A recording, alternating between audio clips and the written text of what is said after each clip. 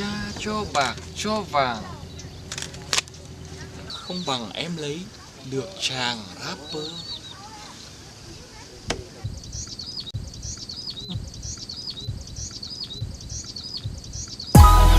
Yeah, it's your boy Big Daddy. Can you feel me?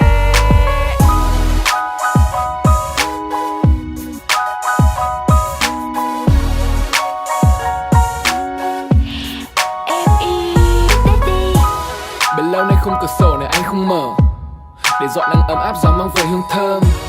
Bao lâu nay anh không thể tích cực dậy sớm, đổi lại cảm xúc về đêm anh viết cho em nhiều hơn. Không biết cơn gió nào sẽ ngang qua nơi em, để anh nhàn hết yêu thương ngay lúc này từ biệt em. Vì anh đã yêu, đã feel một người con gái, nhưng có hay nơi anh tới sẽ là paradise.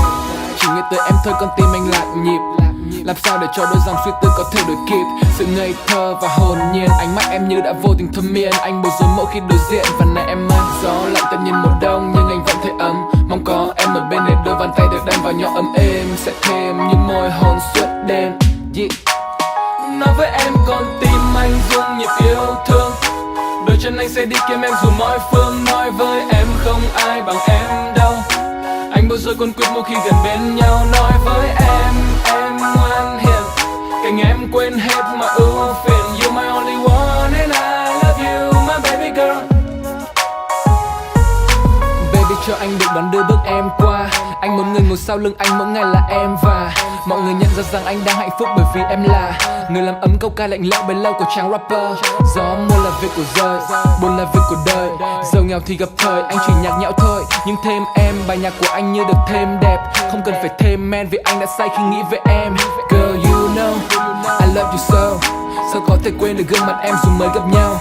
I don't need no more weed, vì em làm anh thật high cao hơn cả Wiz Khalifa. Và anh nhớ tiếng nói tiếng cười đó mỗi đêm, và nắm tay đưa em trên những con phố nhỏ. Anh ngẩn ngơ mong thời gian đừng trôi thêm em, dù đêm đen anh xin dẫn lối em, đừng từ chối nha em. Nói với em con tim anh rung nhịp yêu thương, đôi chân anh sẽ đi kiếm em dù mọi phương. Nói với em không ai bằng em đâu, anh bối rối cuốn quýt mỗi khi gần bên nhau. Nói với em ngoan hiền, cạnh em quên hết mọi ưu phiền. You my only one and I love you my baby girl.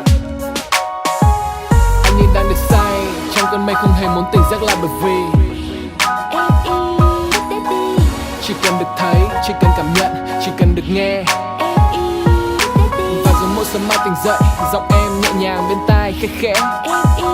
You my only one and I love you my baby girl.